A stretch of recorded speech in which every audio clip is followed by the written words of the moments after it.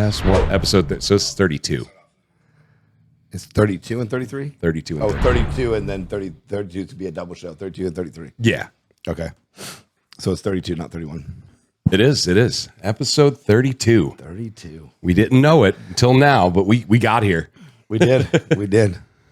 Dude, have you been having any issues with Toast? No. Dude. So they did an update, all right? And the Toast POS system, I usually love. I'm a big fan. I'm a Toast POS fan. Yeah, I'm not a fan of whoever decides on their upgrades. I know I did an upgrade. They did an upgrade one time, and they did it on a Saturday night at like midnight or a Friday night like midnight. Why would you pick usually a bar or restaurant's busiest time and say, we're going to do an update at midnight? Like everything shut off for like 5-7 minutes. I'm like, why would you do that? Let's do it on a Sunday at 8 o'clock at night or something. Like that's just industry standard. Yeah. So what's it doing now? Dude, so, I do the update. All right, cool.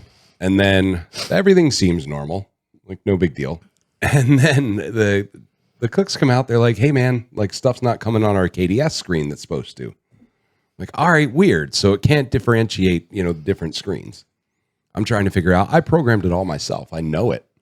All the programming's right. And I was like, so I called him. 3 hours on the phone. And the guy basically tells me that, well, you're just probably going to have to delete everything and start over. That was his answer after 3 hours? That was his answer after 3 hours. Toast, come on, you're losing it, buddy. You're losing it. I was like, not a fucking chance, dude. It took me like 4 days and a bunch of Jack Daniels to program this. With the different bars we have Shift 4, we have Spot On, we have Toast. We have all the different ones. I mean, Spot On's been great. Has it? It's Spot On. Yeah. Yeah, this one, 3 hours today on the phone. Was that why you were in a bad mood when I called you earlier? I was in the middle of trying to figure it out. And every time they told me to do like, something. What? And I'm like, I'm not your wife. Don't yell at me like that. Don't you ever yell at me. But I finally got it. I had to reprogram some stuff. And, I've been working fine for 5 years. And I guess this update maybe change it. But it took me hours to figure it out. And but you got it back now? I did. Did you have to delete everything? No.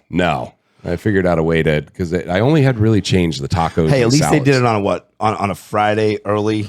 Not too bad. I mean, at least you didn't do it on a Friday night. I think it was Monday when they did it. Oh, but the initial update I think was Monday, and then it kind of get Friday. But at least it's not a Friday night or a Saturday night when you're busier.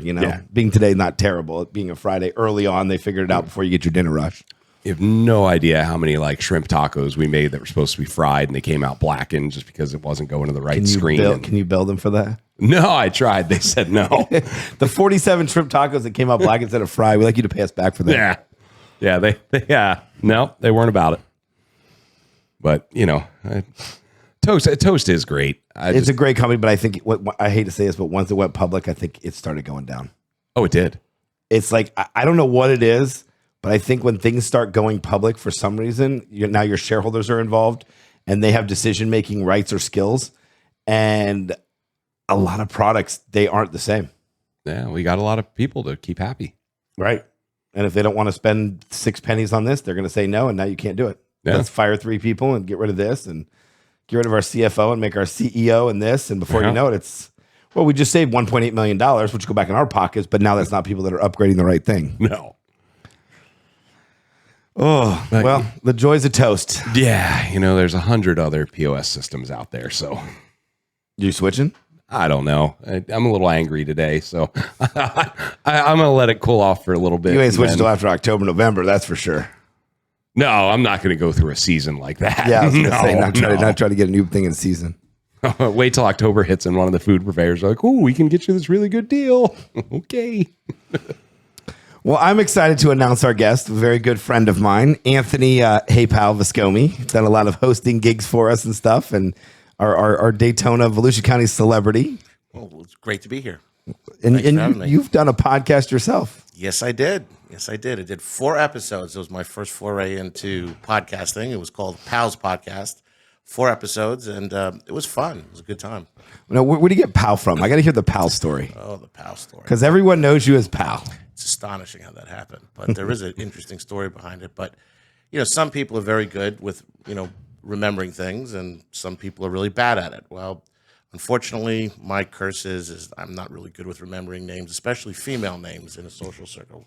Business, I'm much better, but personal, it seems to be a problem. Could be because of alcohol involved, but needless to say.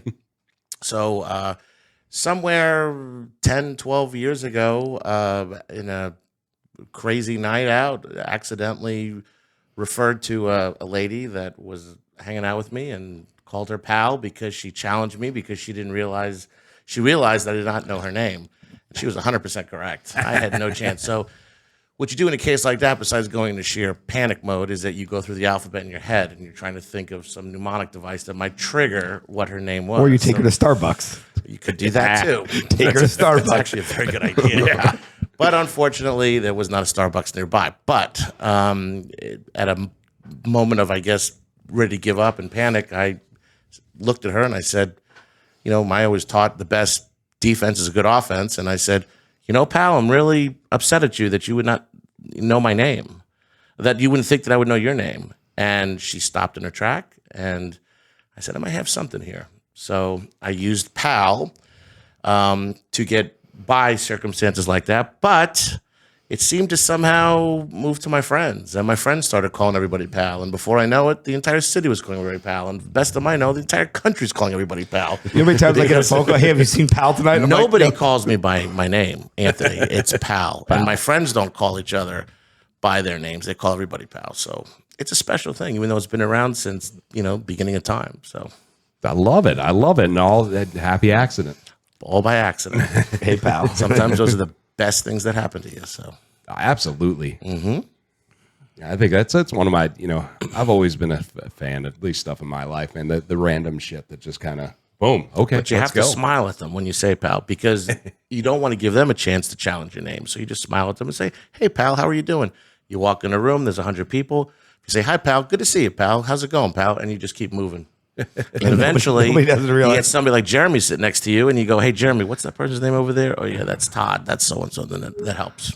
He is good with He's names. fantastic I don't with names. understand how That's you why do I'm always it. with You him. know how I do it? I need I them. put their name with something. I need them. It's called a mnemonic device. Mnemonic, yeah, I will put something with it when I don't even remember the name. I'm like, I can't even think of one off the top of my head, but usually it's a color, it's a name, or something they do, or something that I'm kind of a little rhyme, a little mnemonic thing. I'm like, oh, okay. Well, the problem with this podcast Jealous now Joe. is I got it. Jealous Joe. Well, the problem with this podcast is that if a million people hear it, which I hope they do, and I'm out and about, everybody's going to ask me if I know their name, and I'm done. So Yeah, done. We'll edit this first part out. No worries. I'm in trouble. But if it helps the cause, it helps the cause. So that's pal. That's the absolutely. story of pal. The story of pal. Mm-hmm. And that started when? Did that start when you had the nightclub in your house? No. Back then I knew people's names. I was younger. That probably was a good 10, 12 years ago. Yeah. Did you just say nightclub in your house? Yes. Anthony had a nightclub in his house. I did. And I had this vision. Some people, in life, I was in my 30s. I was kind of a late bloomer. And I knew a lot of people, and I'm in the building business. And there was a section of lots in a subdivision in Ormond Beach that was on a hill. And when you have those kind of conditions, or like a ridge is probably a better way of explaining it. A lot of them up north, they do what is called a New Jersey basement-style home, where you walk into the second story, and then downstairs, it's still above sea level. So because most places around here don't have basements. No, because you get water. But if you're starting up 17 feet up in the air, you're walking in the second story, so you're above the water level. So my father, who was a very good developer builder, suggested it, and I said, sure, let's give it a shot. So what am I going to do with this huge area? So I'm just sitting around one day and I said, boy, wouldn't it be really cool? 34 years old, maybe put a little, dance floor in or something like that.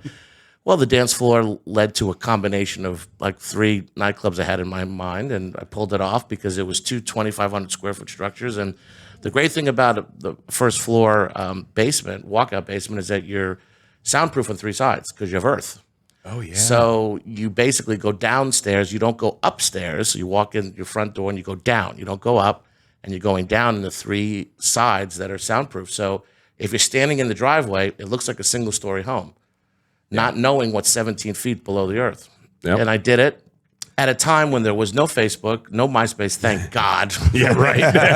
And my friends would come over there Friday night, Saturday, watch football, have fun. I built a huge outside area, pool, grotto, like, the Playboy Mansion, all that stuff.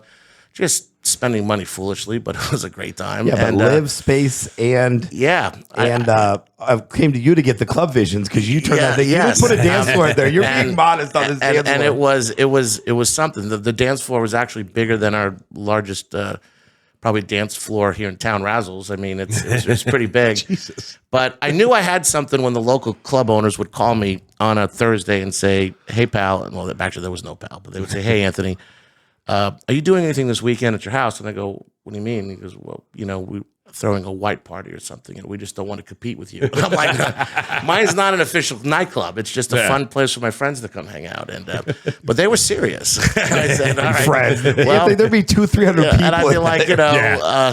I did tone it down a little bit over the years, but I had it for about 3 years, and it was the time of my life. Dude, you're being awesome. modest. They would offer But you bottle service. They did. They would call him. Well- and I was there a couple Well, times. Jeremy's the one that gave me the idea. He goes, "Hey, you might as well get something out of it." So I would go Yeah. to their clubs first, and then I would, put the Pied Piper. You'd be like, "Hey, would pal, come I to want my to throw a house. party, but I want a table, 2 bottles of Stoli Raz, and some Red Bulls."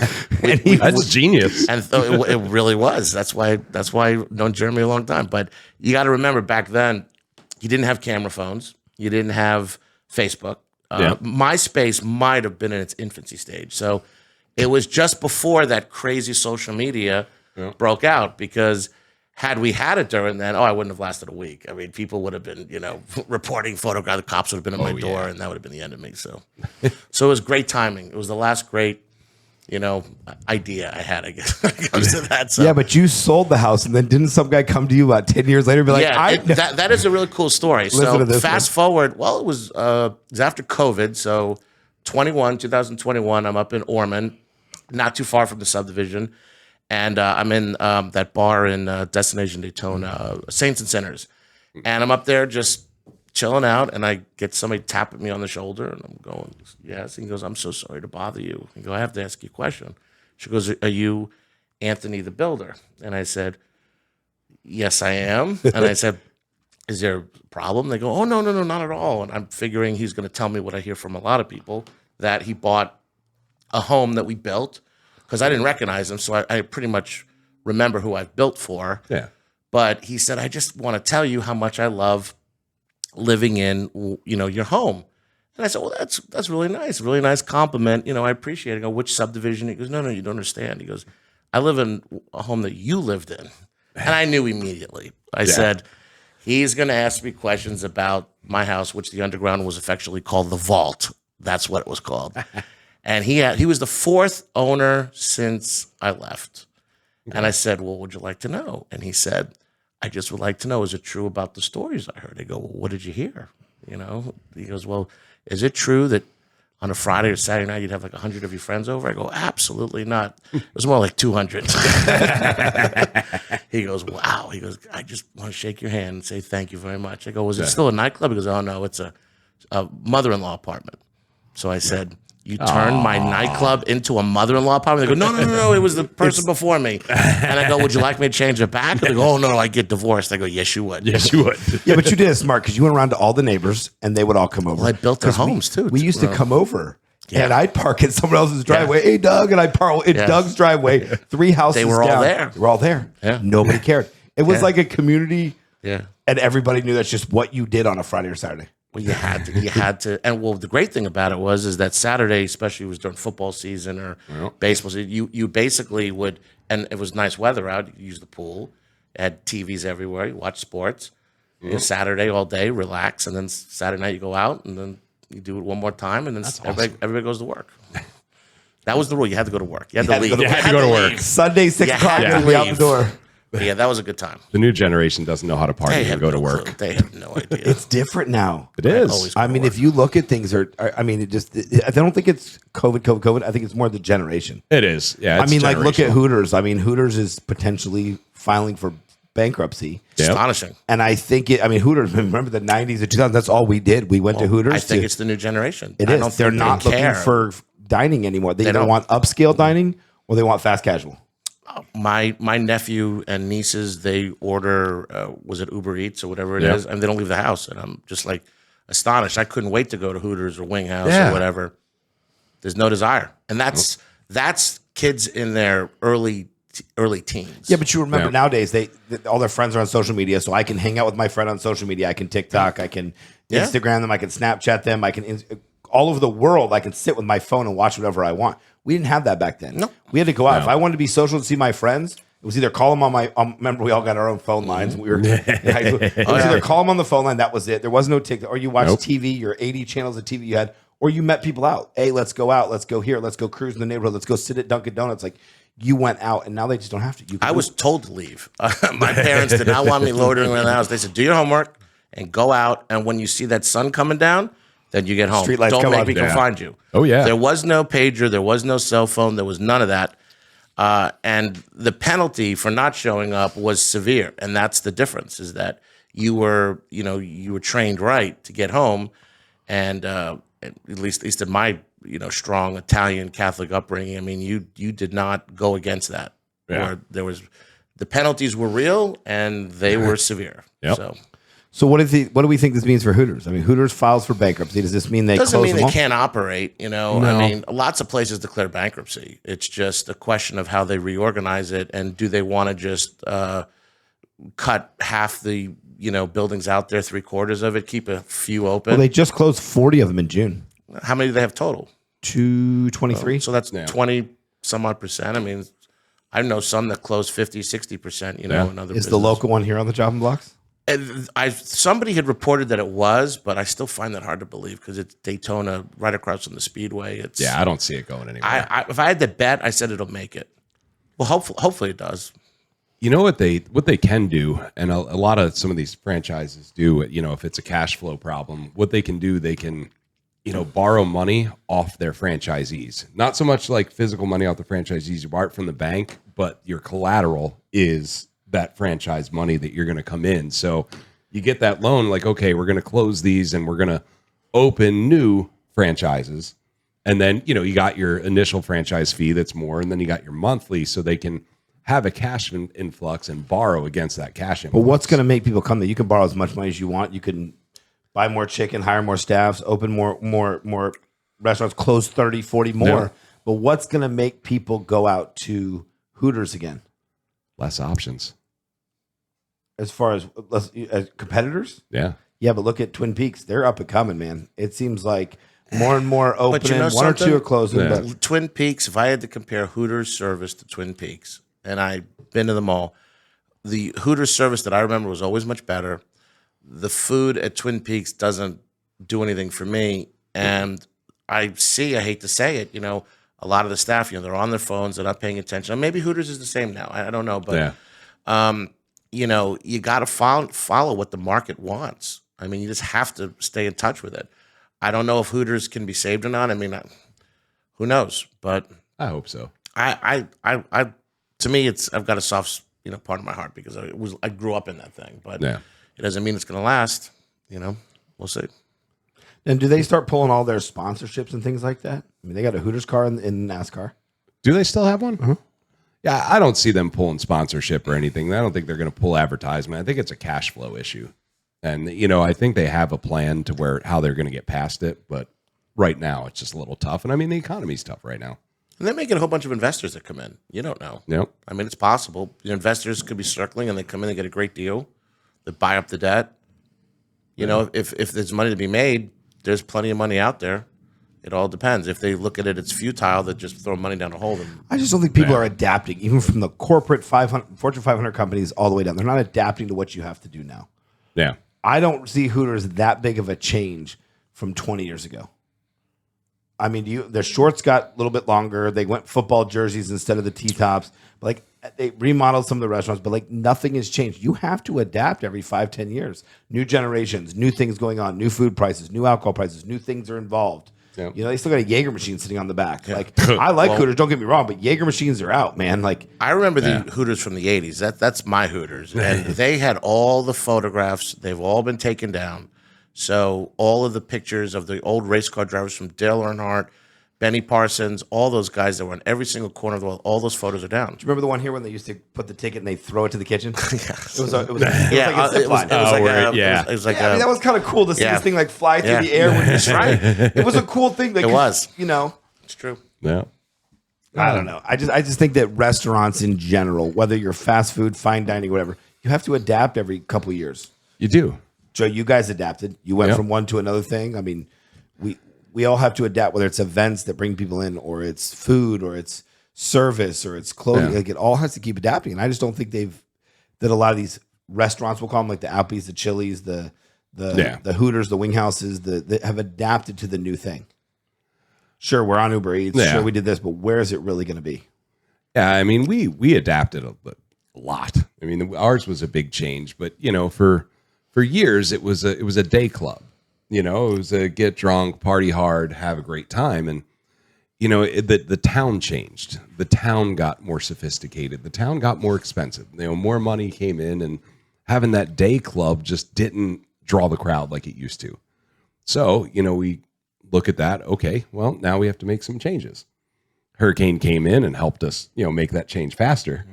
But, we had to do what the people wanted and what was going to bring in a mass amount of people. And I mean, it's been great. I mean, it's doubled from what it was before. Well, again, you adapted. Yeah. You saw the town was changing more,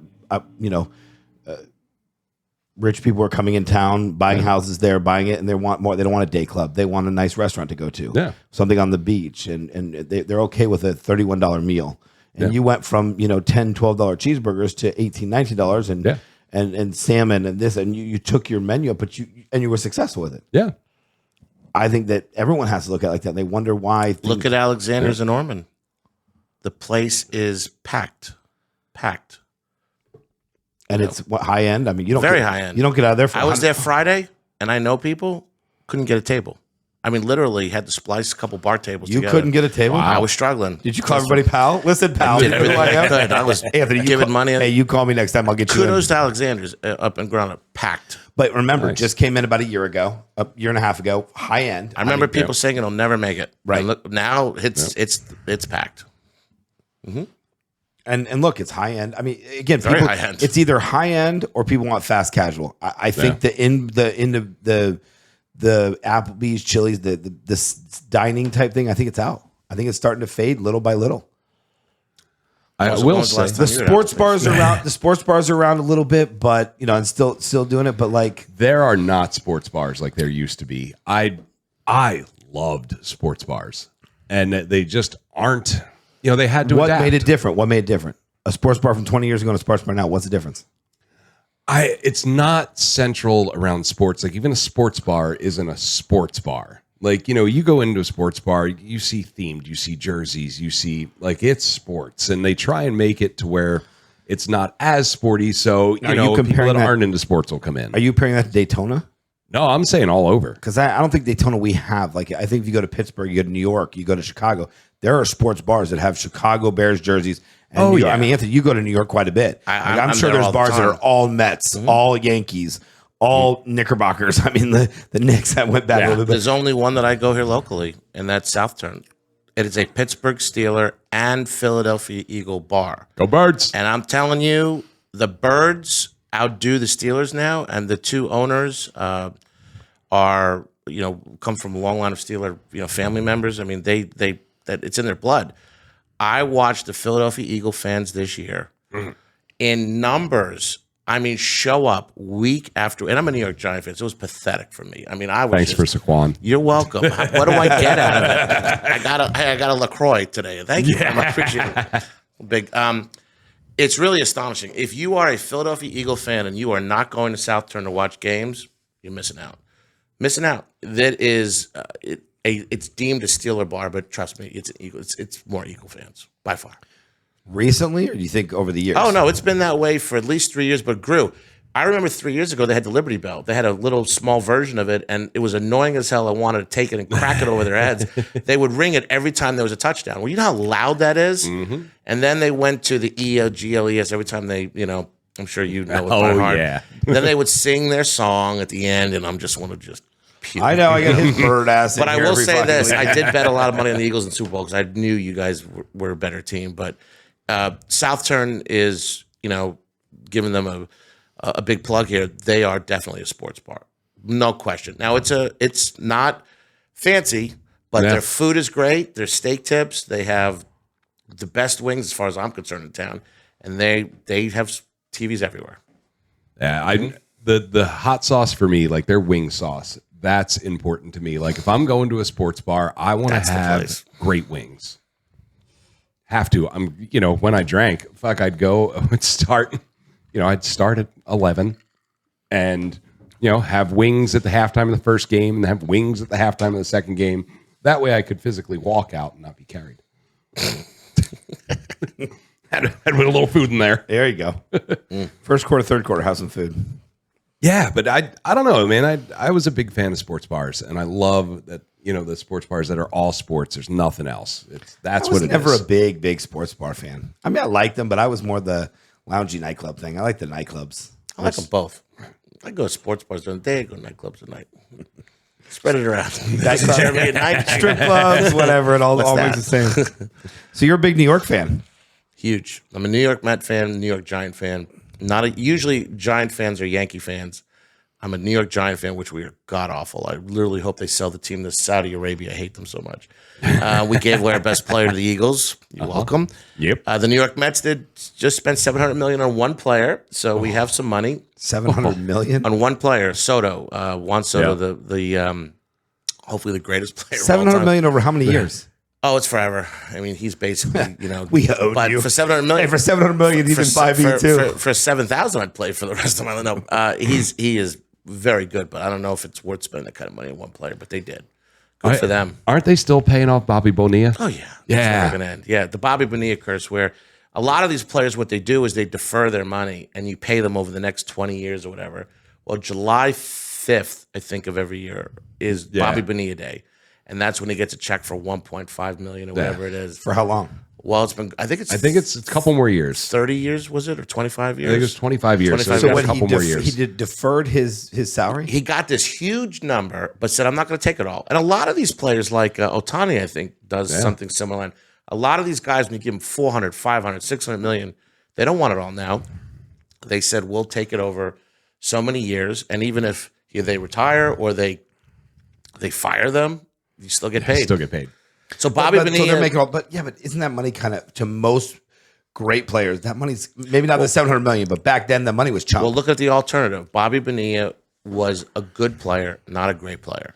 So had the Mets done something where they would have said, okay, we're only going to pay you for 2 years or 3 years, and then if it didn't work out, which it didn't, you'd get rid of him.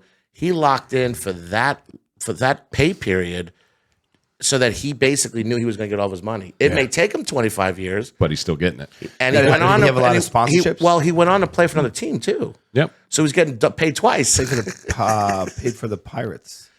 That was before the Mets. Yeah. I can't remember where he went. He went somewhere after that, but you got getting paid by two teams. Yeah. Not bad. No, every July 4th, 5th, 1.5 million. Bobby Bonilla Day. Yeah. That's great. And it's just, and like he said, he wasn't that good. I mean, He wasn't okay. that good. He was okay. When he was with Barry Bonds with the Pirates, they were good. Yeah. But that was it. The Mets. Now, do you think sports bars? Do you think we don't have a lot in this town because there's not that much sports here? I mean, we have the NASCAR is great. We have the Tortugas. We really don't have any college teams here. We have Bethune-Cookman football, but they're more of a single. They're more of a single A type thing. It's not much. But do you think it's because we don't have a Mets in our town or a hockey team? Like, we don't have any sports here really. Yeah. Besides the Tortugas, It does factor. and then NASCAR. I mean, but NASCAR's only 3 times a year, maybe 4 times a year. You have that Here. Yeah. Yeah. I mean, I think that plays a big factor. Just not having a stadium and a sports in New York, team you go local. to New York a lot. I think there are a lot of New York sports bars. Yes. Mets, Giants. And by the way, they're not, you say New York, you're saying Manhattan. There are lots of sports bars in Queens and Brooklyn, Yep. Staten Island, the other boroughs that you don't talk about, because everybody thinks of New York, they say Manhattan. Well, it's like, does New York City have the best pizza? No, it's the outer boroughs. Brooklyn, has the best pizza. Brooklyn has the best pizza. No question. Now Yeah. you do a. I agree. Tell me about your pizza tour. You do like boy. a pizza tour. We've done. You want to know about that? I wanna hear You know the what today? deep- The ironic thing is today is the Facebook memories pop up. Yep. What you did 25 years ago, whatever. Today is the 5-year anniversary of the Ormond Beach Pizza Pal trip to New York City, which I designed with 7 very good friends, who many of them are very well-known business people, and it was limited to 8 people because a large pizza has 8 slices. So I was put in charge of the 17. It was 6, 6, and 5. 17 pizza places you got to hit in 3 days. Oh, it's a challenge. You want a challenge. So we start off with 6 the first on a Thursday, 6 on a Saturday, and 5 on Sunday, and we left on Monday. 1 large pie, fresh, not individual slices. Everybody has 1 slice, you rate it. It was done 3 weeks before COVID broke out. So this is February 22nd to February 26th. Today's the 25th. 3 weeks before COVID. So we're in New York City as the world is about to end. And the only sign of it was our friends from the Far East were all wearing masks and walking around Manhattan. And we're looking at them like, yeah, what are you doing? What are you guys doing? Because they knew. Yep. So we went from the tip of Manhattan to the south tip of Manhattan the first day. The second day was kind of a combination of both Manhattan and Brooklyn. And then the third day, we had to hit Coney Island, which is way out. Yep. And 2 far places in Brooklyn. And we went through 17 places and we documented it. We did live videos. Oh, cool. And people were following us all over the place. So out of that trip, best pizza place? Well, back then it was Defara of Brooklyn, which was, if you look at the top pizza places in New York, it always will pop up. That was our number 1 back then. Another one that was in Manhattan, believe it or not, was called Prince Street Pizza. I think that was like number 2. We took everybody's numbers and we averaged them. So yeah, it was a great trip. And it was always cheese or pepperoni, or was it always? Oh yeah, 1 large cheese pie. That's it. Just like Dave Portnoy. Cheese. That's it. No pepperoni. That's no how you pineapple. tell if the pizza's no, good. yeah. People put pineapple and stuff like that. I'm like, no one should ever put pineapple. Oh, wait, you should be shot if you do that. I like him with pineapple. You're out of your mind. What is wrong with you? It's not pizza. It's fruit on bread. It's not. Yeah. It's terrible. So wrong Hawaiian with is you? not a pizza. No, it's not. Pizza Hut, where they put all these like chicken, cordon bleu. No. Is chicken on a pizza okay? No. It's cheese. Yeah. Cheese. That's what it's supposed to be. No pepperoni, no sausage. I mean, if you pepperoni, most pizza people hate it. Sausage. Yeah, they'll do that. Or what do they love? Onions is another one people love, but less is more. I wanted pizza last night, and little Joe wanted pizza too. So I got a large pizza, half cheese, half pepperoni. The cheese is mine. Mm-hmm. He said, I had cheese pizza. Love it. I love pizza. But cheese. Yeah, just cheese.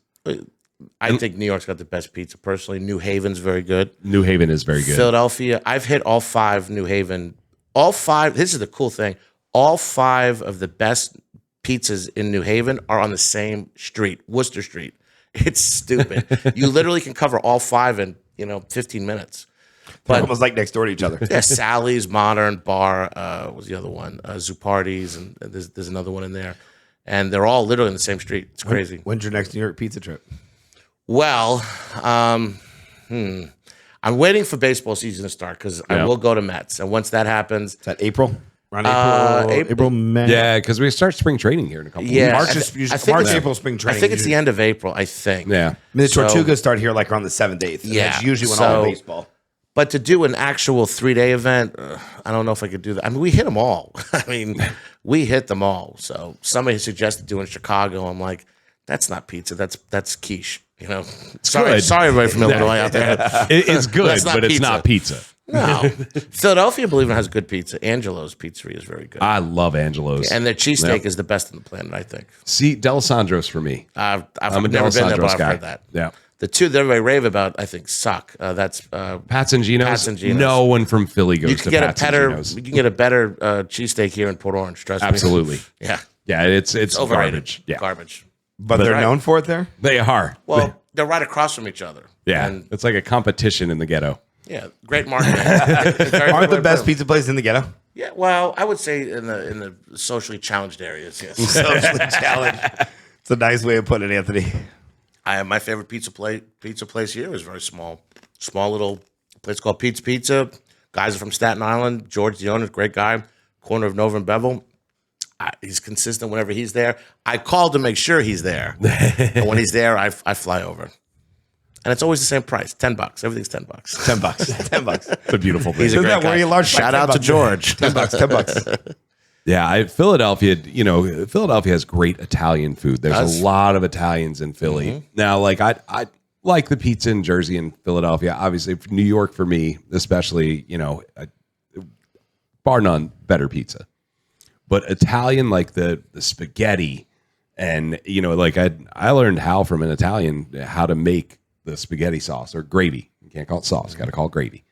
But it is, the best Italian food I've ever had has been from the city of Philadelphia.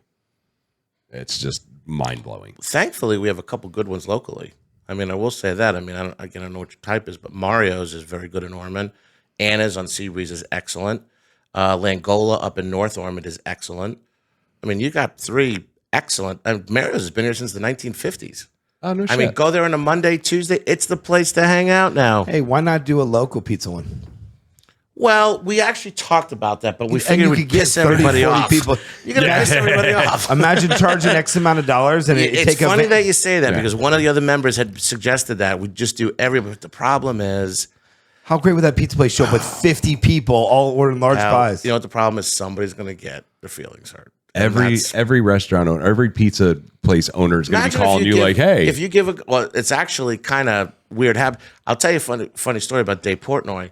I, to this day, and I can prove it, got him in February of 2020 when he was here, when Trump was here, to go rate Pete's Pizza, and he gave it a 7.6. That same day, he was at Giuseppe's in Port Orange. Yeah. I wrote him. He's from Boston, and I'm a Boston University graduate, even though I'm a New Yorker. And I wrote him when I found out he was coming here, and I said, Dave, listen, I DM'd him. I said, I know what style you like. I like the same stuff you do.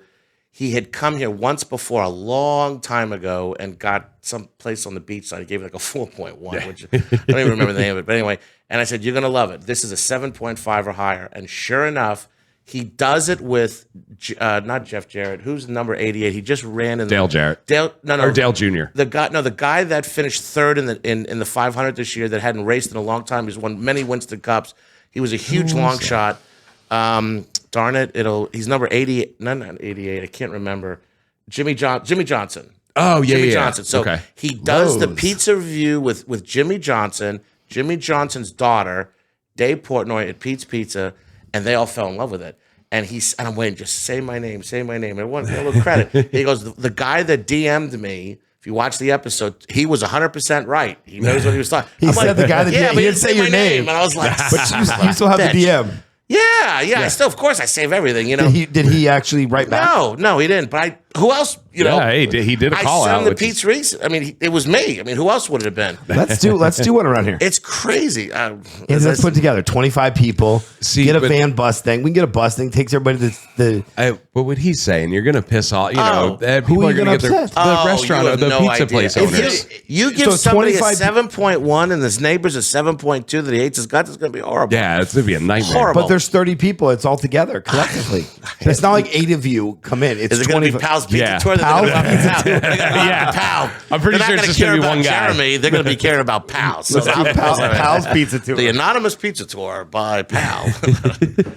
It has been suggested before. I'll put it together. I knew you would. Please go ahead. Be my guest. Pal's Pizza Tour. Travel at your own risk. There is a place. Free vodka on the bus the whole trip. I'm into that. I'm in. Sponsored by Kettle and Soda. Exactly. Cheers. Yeah, there's a pizza place in New Smyrna called Pizza and More in a little strip mall. I have not been there. So that, it's the places I've tried. That's the closest to like home. Okay. For me. Thin. Yeah, not like super thin, but it has that thin. It's got the the right texture in the cheese. It's got the right amount of sauce. Mm-hmm. Yeah. Yep. It's not that fluffy Neapolitan stuff that everybody says is the best. And it's terrible. To me, it's DiGiorno a little better than that. Not much. Yeah. Yeah, but Pizza and More is really good. I'll go try it. He's from Philly. There's a lot of great places in New Smyrna. A lot of great restaurants. Yeah. Tons. My favorite place with prime ribs there, Blackbeard's. My favorite place is Chase's on the Beach. Oh, cool place. I've heard of that place. No, but there are some cool places there. The Treehouse. Yeah, Treehouse is cool. Blackbeard's is cool. Garlic is great. I mean, the garlic. Yeah. I'm a fan of the garlic. Yeah. Mm-hmm. It's got a nice ambiance. The ambiance, yeah. What's that place they're all going crazy for on Flagler Avenue right now? Not the Tree. The Avenue? No, not Avenue. I've been there many times. That's Kevin's place. There's another small restaurant there. It's more higher end. Travolta, I think, was recently there. Oh, yeah. What is the name of that? The outside little garden, the garden. I can't remember, Not but River I know Park Travolta Terrace. goes there. Yeah. He knows the owner. Yeah, he's friends with the owner. And then a couple good friends of ours opened up a wine bar called Rogue Wine Bar. That was excellent. I mean, that's Michelle McGregor. Those guys know what they're doing. I mean, Michelle and her husband. I mean, these guys, they're from here, but they went down to Miami and they got trained down there and live, and they know everything about. And those guys are winners. They're going to do well down there. I've been. It's just not close enough for me. I wish I was closer. So Yeah. when I do go down there, Put it on our pizza stop. Oh no, they don't have pizza there. They do have pizza. Well, but we're gonna tell them they have going for I the am drinks. not putting the Rogue Wine Bar and pizza. No, let us stick to wine. They're good at that. stick to wine. Wine 10 pizza. No, there's a couple pizza places down there, including we'll put that one on when you went to. Yeah. It But was it's all on Jeremy. They get pissed off. That's to come fine. to you. That's fine. Yeah. You know what? We'll get it sponsored by somebody, so we'll put it won't be Pal's Pizza. It'll Pizza Tour. Sponsored by Viscomi Construction. Spring 44 pizza tour. Right, exactly. That's a Cool. good name. It would rhyme. I mean, think about it. 25 people, $100 a pop. Joey's got it in his head. He's not going to let it go. already gone. now. He's not. Oh, He's not. here He we does go. this. He doesn't let it go. Gave him the idea, though. I gave him the idea. Said, let's take a bus trip one time, and 3 weeks later, he's got this whole thing planned out. And, everything it's going to he's cost. gonna have It'll be flyers on tonight. Best of Daytona by tomorrow to buy tickets. Tomorrow by midnight tonight, my face will be on it. That's what they're doing. Coming soon. I put his face on random stuff. Remember the hurricane? Yes. Pals Network. Pals Network. Yes, that was Pals Network. that was fun. What was it? PNN. Something Pal like that, News Network. Pal News Network. And I had him out there, but then you started doing the Well, weather. we were bored, so we went the to have hurricanes hurricane came. parties. Oh, so yeah. we did news. What we did was, it was pretty funny. We had when you get attracted, you put some beautiful girls out there with an average guy like me. And you sit out there and you just then you got one guy with a leaf blower blowing the look like you're in a hurricane wind. Of course, it was a category -1 outside at the time, and we videoed it and it went viral. It was pretty cool. Oh, that's You know, awesome. Yeah, it was pretty fun. People threw a bucket of water at me, like oh. and I did a little flyer, like tune into Pal That's News good. Network for all the latest news. It was a good time. Make the best out of a tough situation. Hurricane parties. That's I don't drink anymore, and it's one thing I miss. Smart. You must be 1 Speaking of million. drinking, Yeah, I had hurricane parties were always my favorite, man. Like, let's close shop up and let's just drink for 3 days. We'll cook up some food, we'll just get hammered, and let's videotape us. what are you talking about? You drove a canoe down the middle of the river the last time. Sober though, could you imagine if I Sober. was drinking then? Whoo! So the last hurricane, I see this guy go Facebook Live on our Facebook. He's paddling in the middle of the street because the New Smyrna floods That's a little awesome. bit. He's literally paddling. Hey guys, I'm down here on 3rd and 8th Street. And he's paddling right down the middle of the street. Dude, you should have Key West. I don't remember what hurricane it was, but it might have been Wilma. We're sitting there and we were on the highest point of the island, our house, right? So we're like, hey, come over to our house and party. We're the safest, and which we were, but we're sitting there, we're playing beer pong, goes back a while. And I started like water. I'm like, what asshole spilled a beer and didn't clean it up? Like, that's rude. No, it was the ocean. Already coming in. Yeah, we ended up getting like 4 feet of water in there, and we had an upstairs, like a foyer, I guess, or I don't know. We had like a little room upstairs, and we all had to pile up in that room. 4 feet of water? Yeah, Wow. yeah. Luckily, the owner of Don's place down there, it's a local bar. It was like right down the street from the house that I was living in, and he was nice enough because we didn't have power for 30 days, 32 days, something like that.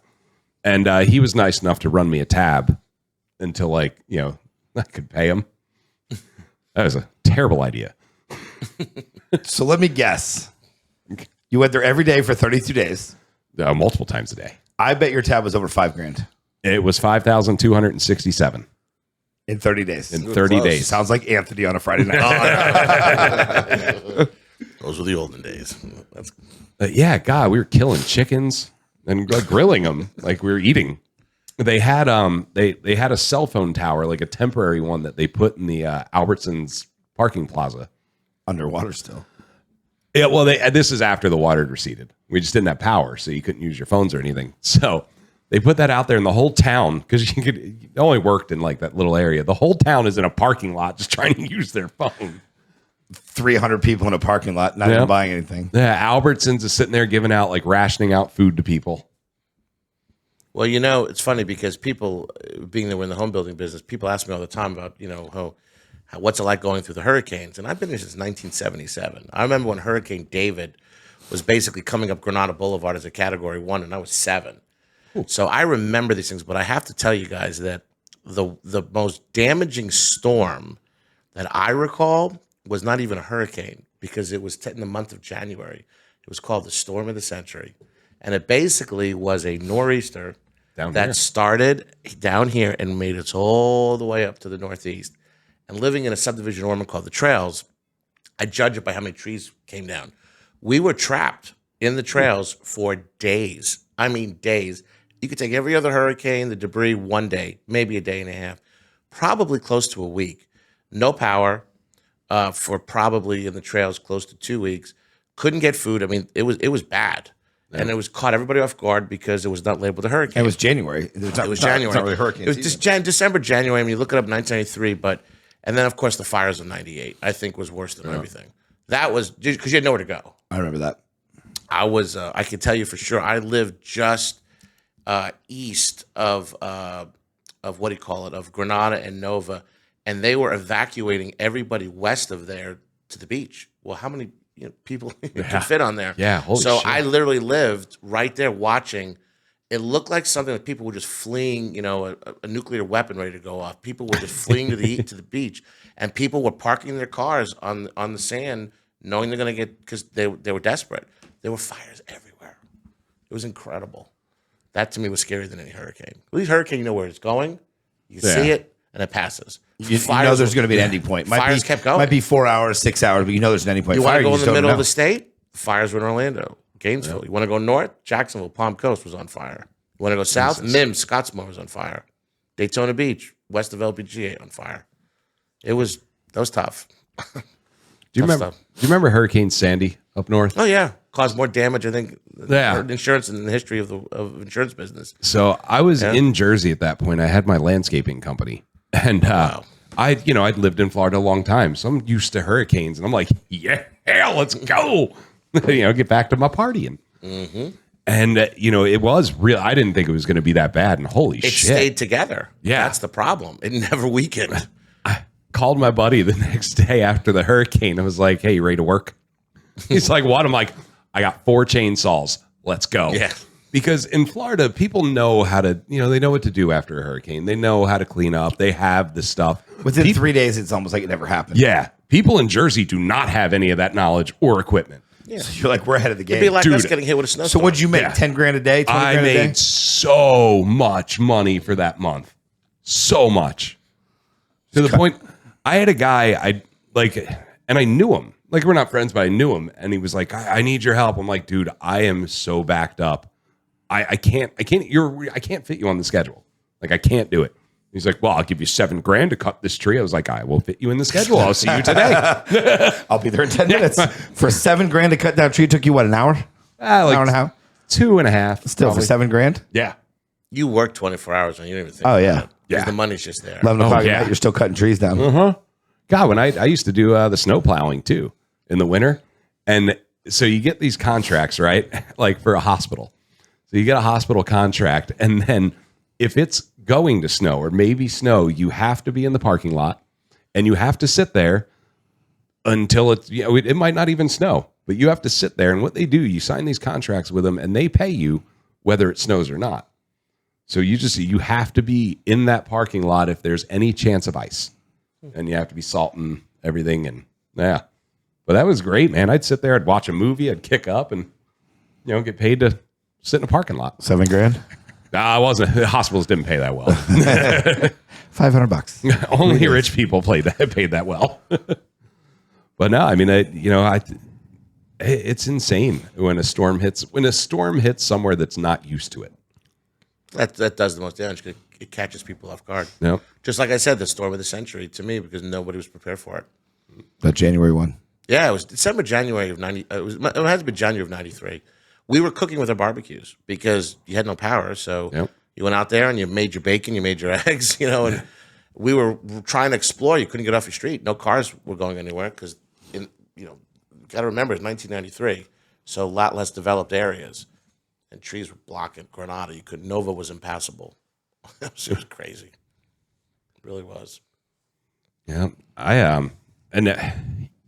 one thing that it gets me excited about hurricanes, and it's not because the damage sucks. Everything that it does suck, but the anticipation of it, It's amazing. yeah, and the prepare, getting prepared. Obviously putting shutters that sucks, but the anticipation and watching it, you're just excited. I get super excited. The last 2 or 3 we've had, I slept. I'm taking The one we had in October or whatever. Yeah, it had it 2 a.m. or something. It wasn't crazy. Mildred or Milton. Yeah, I went to bed at 10. I heard the shutters about 3 o'clock, and I woke up at 9, 10 the next day. Slept for 12 hours straight right through the hurricane. I sleep during them. I don't want to be up. I don't want to see the news and all the shit they're saying over and over again. And you're sleeping through it. I am currently enrolled in Harvard right now, taking a meteorology course. You are. I am. As you're paddling down the yeah. That class ends June 11th. You're taking a meteorology class. Yeah. At Harvard. Yeah. So you're a Harvard student. I am a Harvard student. Right Harvard. Now. Harvard. The Harvard. The Ivy League. How'd you get in there? So my buddy of mine was like, hey. And how come this is the first time I'm hearing about this? Well, I just signed up for the course a week ago. But you're a Harvard student. Yeah. So when you graduate, you have a little plaque that says Harvard. Well, it's not like a graduation. It's a course where you get a certificate. So I will get a certificate. So anybody can be in this. They have to accept you, but sure. So you're a Harvard grad. No. You're going to go out and do it tonight. I am. And I'll send you the link. I'm going to have the pizza convention while I'm doing it. I love it. But yeah, and honestly, I love weather. You've seen my videos that I put up, a Key West tornado chase, and I had videos from Sandy and all the hurricanes. I love it. My dream job would be to be Jim Cantori. I want that every job. time they see Jim Cantori, they're like, this is going to be the worst spot. Yeah, I want to be that guy. You want to be like when you show up somewhere, I want people to be so scared. Joe, and I want to be in the middle of it, in the worst. I want to be this close to death. Like the movie Twister. Twister. I want to be them. So I want to see you in a van chasing storms. Oh, I would in a heartbeat, man. Head right out to Oklahoma. Tornado Alley. I almost got fired because of a storm one time. I was working for the Colorado Rockies baseball team, and tornado warning. So the sirens go off. Was this before Harvard or after Harvard? Harvard was last week, of course. Before it. But so the tornado. Now all the fans have to get in the tornado shelter. All that, and I get on the radio. Guy's like, hey, Joe, can you go make sure the rooftop's locked up? And we had 2 huge bars on the rooftop. So I go and I'm like, all right. I'm like, well, it's kind of peaceful up here. And I could see the tornado super far away. So I popped a seat in the stands and I was watching the tornado. I did. From the stands. From the stands. While everybody else in the, shelter. Whole stadium's in the shelter. I'm just chilling in the upper deck. Where's the shelter? In the stadium. They have one on every level. Like a room? Oh, it's a giant, just reinforced concrete bunker, probably. Yeah. And every floor, there's 7,000 people packed in a room. Yeah, I actually didn't go in, so I don't know how it looked in there. But But chilling on the rooftop. If you heard You were chilling on the rooftop bar. drinking on the job. I was. Oh yeah, I guess I was drinking on the job. Sure was. Great idea, actually. So how'd it go? It was great. He's alive, he's here. It never came near the stam. I just got to watch a tornado in the distance. And you almost got fired for what? He survived. He's taking a Harvard class. He's here. He's taking So Harvard. I'm going to need you to wear a Harvard shirt next time. So apparently, when they came on the radio, and he was like, "Joe, where are you at?" And I said, "I'm up on the rooftop." He goes, "We need you down in the shelter right now. You have to get in the shelter." I said, "No, I'm good up here." I got a talking to. Apparently, he was more worried about my life than I was. Oh, I'm good. So that's why I was like, "No, I'm good." Also, he's yelling. You like radio off? Yes, turn this. Did you turn it off? No, I kept it on. Did he kept calling you? Yeah. Would you? No, I'm good. I just stopped answering. Let him think maybe I got sucked up by the tornado. I did. That was good. I don't know. You were good. What was your job there? I ran all the bars in the stadium. Like manager. Yeah. Oh yeah, I guess you can't fire you. That'd be a cool job. It was. How many bars were there? That'd be a real cool job. So we had 3 like big bars, and then you have all the little ones throughout the stadium. But we had 3 big ones. There was 1 or 2 up on the rooftop, and then there was 1 down. So cool story. Blue Moon has a brewery in the stadium. And underneath the stadium is a Blue Moon Brewery, and they bring out a beer once a year, just sold in that stadium, not anywhere else. And it's a different type of beer every year. That's pretty cool. And then, they got the dinosaurs as their mascot because they found dinosaur bones when they were building it. Oh, really? Yeah. Well, yeah, dude, that job was fun, man. We were doing a concert series, and I was just chilling in the, backstage area, and it was fun working there. Good pay job? So the pay, I didn't really read the contract all the way through. I learned to do that after. But I saw the amount of money and I was like, that's great.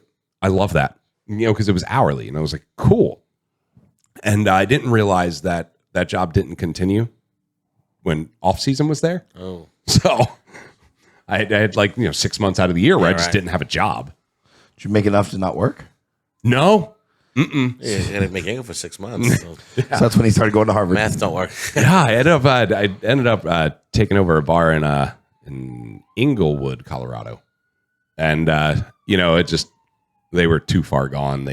Which financial wise, they didn't have any backing, and I tried, but it was just too far gone. The IRS ended up seizing it. Ooh, yeah. When I say they were good, I was no saving that. Unless they had money, and they didn't. So, well. Yeah, you tried. I did. Tried. I did. I won a case against them with the Colorado Labor Board, though. 5 months, I never got a paycheck. Wow. And I shouldn't have kept working, but I really thought I could do something. You got a check? No, I just won. Congratulations. I never got a single dollar, but I won. But you won. That's the most important. I won. You're 1-0 in court. I am. On your way to Harvard. Yeah, I'm pretty sure the business probably still owes me the money, but I'm never going to see it. And what am I going to do? Go after them for personally? And the lawyer's going to cost me more than I'd get. That it will. The labor board was easy. I sent an email, sent my time cards. Boom, here you go. So Viscomi Construction. You guys build residential, commercial? Yes, we do. This is my 32nd year. Biggest house you've built? How many rooms? Well, I did one in Orlando that was about 13,000 square feet. Ooh. Did one locally here that was around 12. So those two. How many bedrooms is in that 13,000 square feet? That one, that was out in Winter Park, and because you don't have as much land, downtown Winter Park area, though this was one pretty large lot. It was like four separate, it was like a compound. I want to say there was probably 8 total bedrooms, and, usually have more bathrooms than bedrooms. Maybe it was 7 bedrooms, 8 baths, something along those lines, but there was all kind of specialty rooms. We had cigar room. Why do people do that? Why is there like 10 bedrooms and 14 or 18 bathrooms? How many bathrooms do you need? Look at Shaquille O'Neal's house. My God. it was like 84,000 square feet. He says, I only live in 2 rooms. I can see a bathroom in every bedroom. I get that. And I get a guest 1 or 2.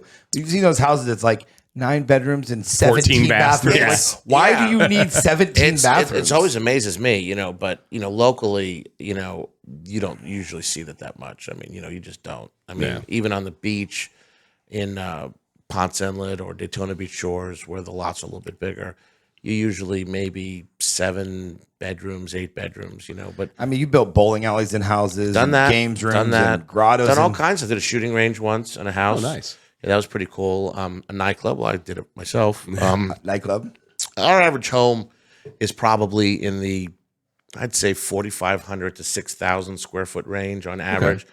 But when you're building on the ocean, it's a lot more complicated because you have to do deep foundations. So what they do is they're called pilings. And you go down, in some cases, 40, 50 feet, which is required. On the river, you test each individual lot, and hopefully you get clean soils and you don't have to do it because you could be spending $250,000 a house where you don't even see the benefit. It's underground. So it's not adding square footage. It's not adding amenities. It's in the ground. We do the higher end market, though we're not abreast to doing, regular normal homes, but that's our forte. We're not one of the big national home builders that you see out there buying large tracts of land and saying you have vanilla or chocolate. We're whatever flavor you'd like. You want strawberry whipped if cream? We'll do you it. if you have it in exactly whatever favorite sprinkle you'd like, that's what we do. And the average job in most cases takes over a year, and the planning between the planning and the home could be as much as 2 years, because when you're getting an approval on the ocean, it's a lot of time to get permits. Oh, so God. it's hard. Yeah. And After I mean, being on the Have they ocean. changed their mind 14, 15 times? And you have Well, to that's going to happen in the custom home business. Most of our clients, the trick is, and I've said this over and over and over again, and some listen, some don't. If you have an interior designer, because most of my clients are high net worth individuals who, have many businesses themselves or are traveling or whatever, you want to hire somebody, an interior designer, to keep track of everything, to get selections made, because the ordering process could take a long time. Go back to the beginning of COVID. Appliances were taking over a year. Oh, lead time was terrible. You remember that? It was terrible. I mean, it was just. You want a stove? It was 8 months. You till had they to would you deliver had it. to buy your appliances literally the day I meet you. I mean, because if you didn't, your house would be finished and you're waiting for appliances. So it's gotten much better, but and the market has come in a lot, meaning that it's slower than it was. But we like that higher end market. I'll do 8 to 10 projects at any given time at the same time, and they all take over a year. So Yeah. I try and forecast the best I can as to when the next ones are coming. But then I also have a commercial division, which we did the remodel at the Streamline Hotel. A very dear friend of mine did Madeline's Wine Bar. We do work for the Diocese of Orlando. We did an addition for St. Paul's. Those are fun. I actually enjoy those probably more because they seem to get done quicker. And when a customer is wanting to get their business open, especially if it's a friend of mine, they have all their stuff picked up front.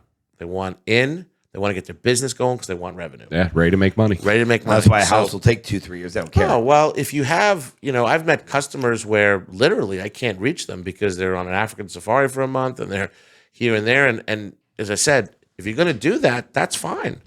But have somebody here that's going to be moving things forward, meaning, I go back to an interior designer. It can make a big difference for you.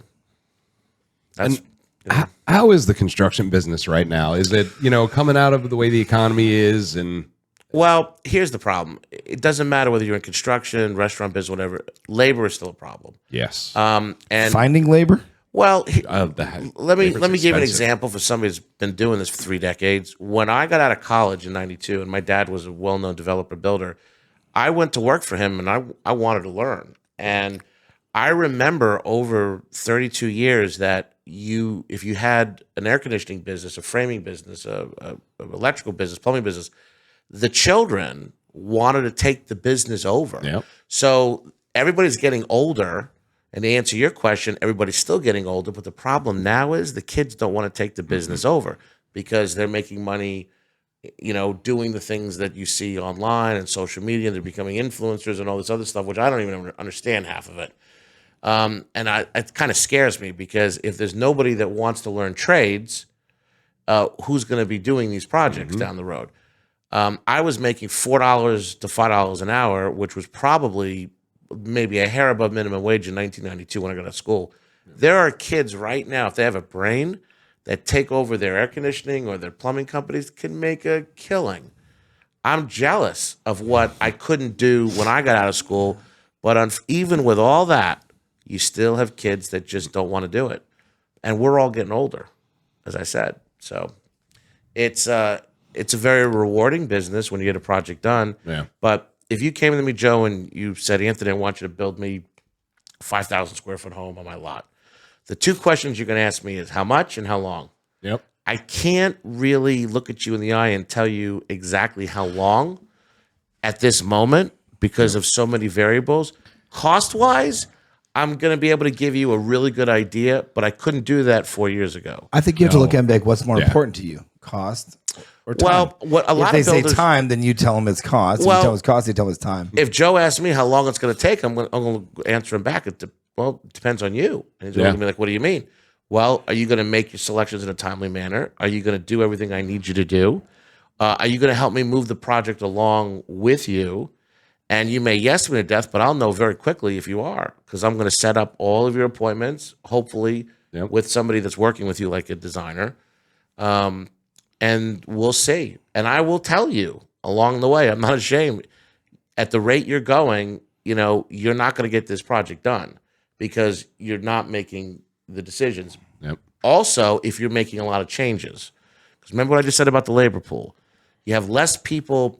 I don't need a trim carpenter. I need a really good trim carpenter. Somebody that can do a high-end home. Yep. I don't need somebody to do a 1,200 square foot, box. I need somebody that could do a 5,000 square foot home and know how to deal with 30-foot ceilings and, Spiral staircase. all that. Okay. You really have to know your stuff. Well, you think there's a lot of those guys around? No. There isn't.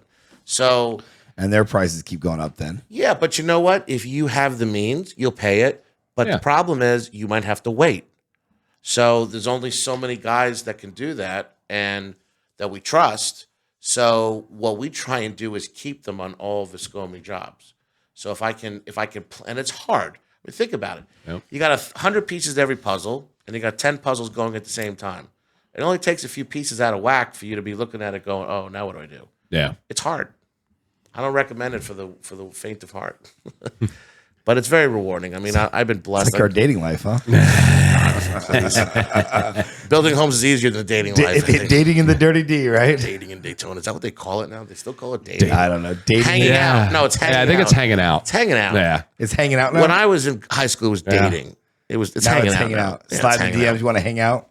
Netflix and chill. I still won't slide into DMs, and I still won't do the dating apps. I won't do it. I want to know You haven't had any dating apps? Zero. Go look me up. You will not find me man. anywhere. Facebook dating. Zero. Bumble, Tinder. No. None of it. I am old school. I want to know you. I want to know everything. No. Where do you meet them at? I just call him pal in the middle of a place that you're running. Hey, pal. I go to Jeremy's places and I go, hey pal, how are you? Then what are you doing this weekend? I'm curious about how you meet, how the dating life. But before we get into that, we're going to take a quick little break. Sounds because good. this is going to be a long episode. Oh, we're going to break this into a couple different episodes. I can tell. Is dinner being served? Dinner's going to be served. We're going to go across the street and get Jeremy's buying Ronin, I heard. I'm buying Ronin tonight. Yes. We're going to go there, walk and go, hey, pal, and find a date. It could happen. It could. This is the Daytona. Get your video camera. So we're going to take a quick little break, and then we're going to come back to the next episode. So for those of you at home, we will see you next week for episode 33. Anthony's dating life. Oh, God. Yes. I'm excited for Anthony's dating life. I want to win an award for this episode. We have to have a whole episode on Anthony's I want a dating life. certificate from Harvard. Thank you. Yes. I'll send you the website.